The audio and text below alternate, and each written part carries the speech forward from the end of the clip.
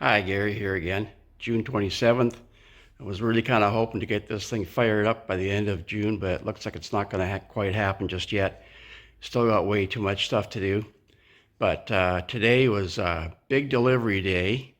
Stuff, brand new tires for the front and the back, and a whole bunch of electronics.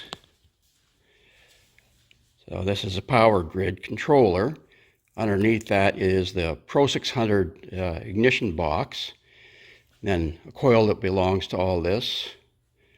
This is the Race Pack digital dash, which ties in all the data acquisition with all these things here, like engine temperature, air-fuel mixture, exhaust temperatures, all kinds of stuff. Tons of stuff.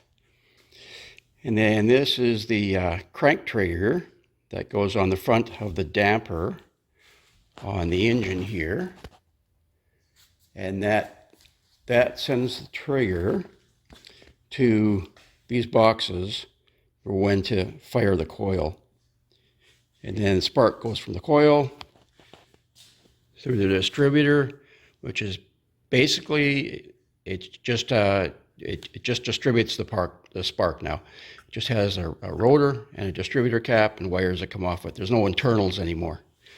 Doesn't do anything else other than just the mechanical function of distributing the spark to the proper spark plugs. So this is all the electronics. It handles all that stuff. This box is amazing. It has incredible features. You can't imagine. I can even set the timing for each individual cylinder. I can trigger it according to whatever gear the car is in, or a time-based thing. It's amazing. So, and yeah, this is the crank trigger that gets bolted onto there. That triggers when the spark should happen. So, all of these goodies, along with the tires, ended up being about a $10,000 bill, $10,500.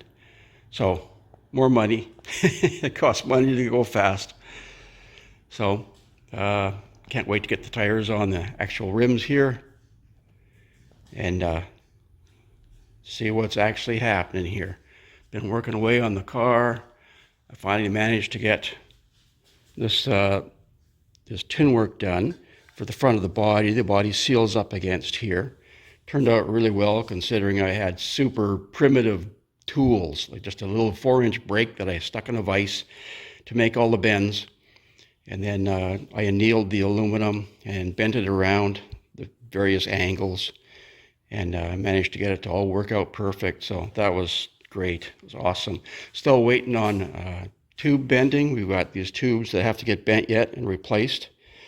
I finally gave up on local. It's just like nobody seems to have the proper dies or benders or whatever, and they don't want to buy them.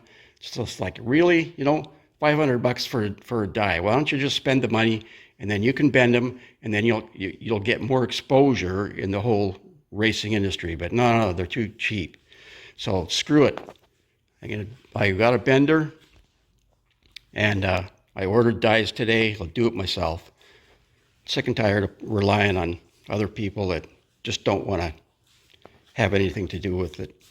So I mocked up the front end of the car. Those aren't the actual real tubes that will be in there. Those tubes that's just an extra tube that I had laying around that's the same size as that we will use. That's a 7/8 tube. And I wanted to mock it up with some scrap tube, first of all, because I wanted to get the notch right, the angle there correct. And down the bottom here where they both join, that's a compound angle. So one of the angles is 28 degrees, and the other angle is like 15 degrees.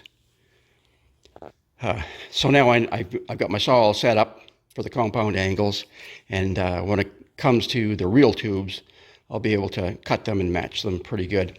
Now once this all gets welded, this is a piece of 1x2 here. Once this all gets welded up, then I'll trim this 1x2 back just to right close to the tubes here, so you really won't see much of it at all. So it'll it'll look a little less like a farm implement. And then eventually we'll probably trim back these tubes a tiny bit more. Yeah, I have to wait and see. But now that I've established where those tubes are all going to go, then I was able to set the final position for the rad cowling. So I wanted it up just a little tiny bit from the 1x2, so I got a little bit of spacing there. I was able to tilt it forward on the bottom a little bit more, so it looks a little bit more, looks a little better when the car is sitting. And since I got all that sorted out, then I was finally able to mount the Zeus fasteners. So now the cowl is permanently, it's mounted where it's going to be. So that worked out really good. Just slowly plugging away. Got to order a bunch of fuel line and fittings and stuff to do the rest of the fuel system, and a few odds and ends from Summit Racing to get the rest of it done. I'm still working away on the body. Got a bunch of the fiberglass work done and trim work done, but I still got a fair bit more to do on there. It's all fitting really nicely. So there we go.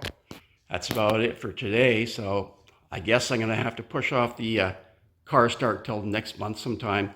It looks like the dies are going to be at least 3 to 4 weeks coming here. That's not going to really affect me as far as starting the car up. I've got tons of other stuff to do in the meantime, so that's okay. I can afford to wait the 3 or 4 weeks to get the tube bender.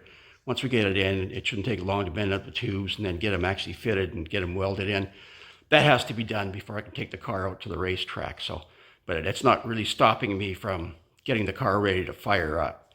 I've got to rebuild the transmission before I fire it up. So I'm going to have to replace the sleeves and things like that. So that's going to take a few days to do all of that. And I've got to pull the rear end out again.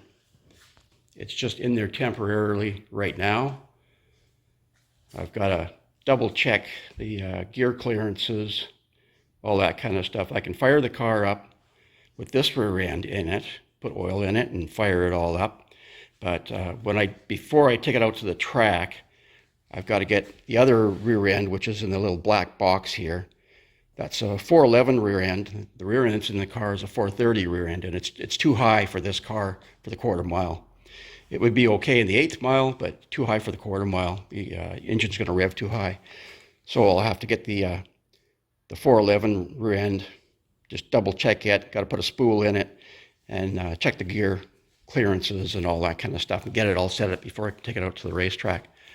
So it's slowly moving along. Finally start to see the end of the tunnel here.